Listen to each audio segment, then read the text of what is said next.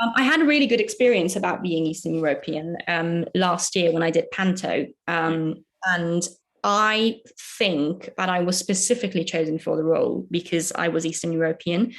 And I had this conversation with the director on the audition that he asked me in the end, what do you think is your, what are the benefits of you being an Eastern European actor? And so back then, that was what, a year ago now.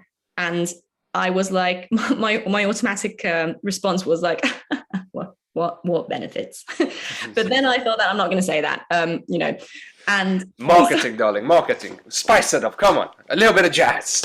But like, nope, not that. So my answer is going to be, and then I started thinking about it, and you know what? I actually did find some things that I felt that are actually benefit, because the way we train here in Hungary is quite raw here again. And that's what I said, that like the way we train, we had classes starting at 9 o'clock in the evening, and in the scheduled timetable, it had no end time. That was my Monday evening.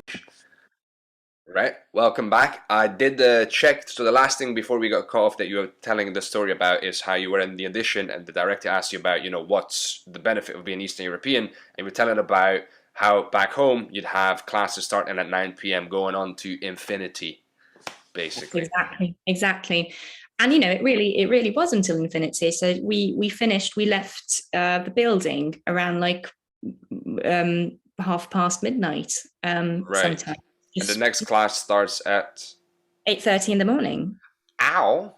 I know. It was crazy. Like, don't get me wrong. I do not say that this is normal. I don't say this is how it should be.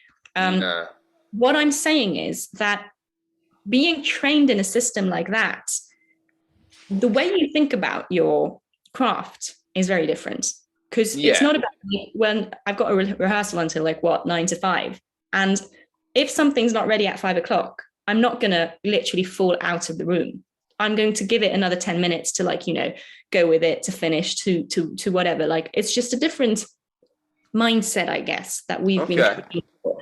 And here again, I just really want to be clear about it, that I don't think that the story that I just told is something that should be done this way. I think there's a lot of things that should have been done in a very different way. And Yeah, yeah, absolutely. I mean, there's benefits to working hard, but then there's also such a thing as overworking and falling out, and everyone's having a mental breakdown every other day, oh yeah, things like that.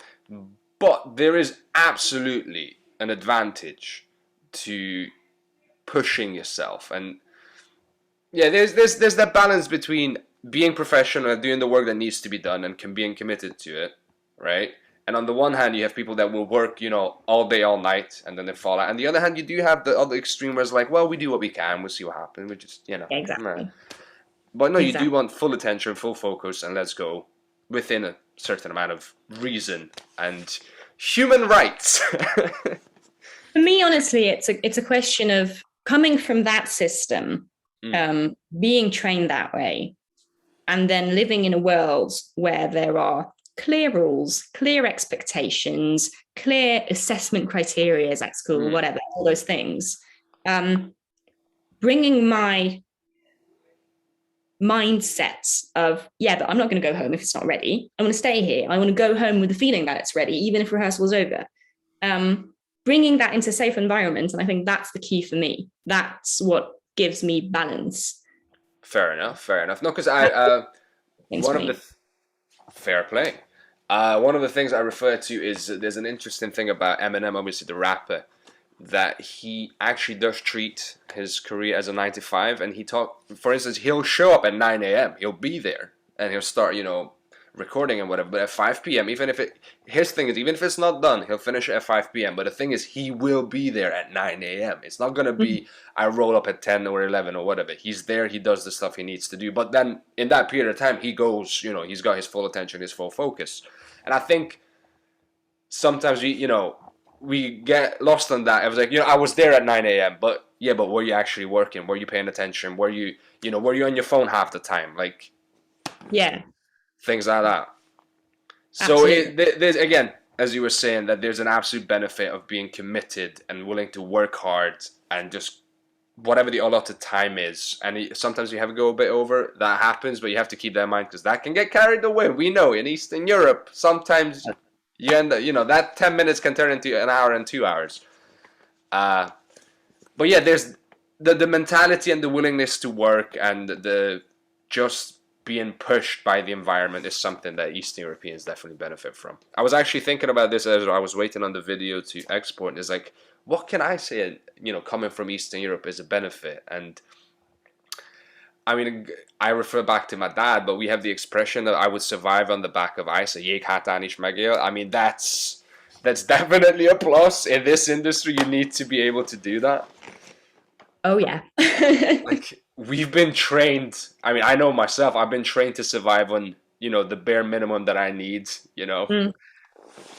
In from a young age.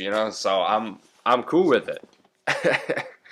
Yes, exactly. And it's really such an interesting conversation because I do think that, of course, like what people at drama school give them everything they need.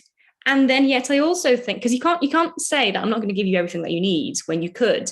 But then I don't know, like the balance is just so interesting. Like what will make you, what will enable you, what will give you the skill set, the mindset of being able to really put everything that you need to put into your career to make it work, or just a piece, or just a role, or to build a character, or to find that energy as a dancer, or to get that creative process as a choreographer or director or any other creative person.